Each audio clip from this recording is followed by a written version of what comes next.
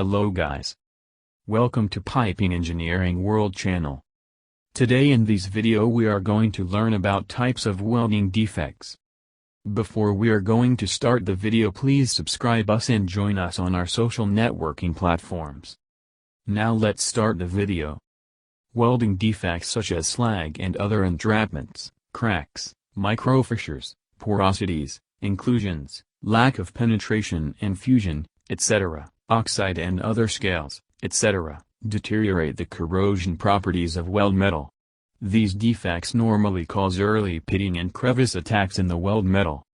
Types of welding defects are: porous welds, poor penetration, warping, undercut and underfill, distortion, cracked welds, poor appearance, poor fusion, brittle welds, spatter, magnetic blow, weld stress.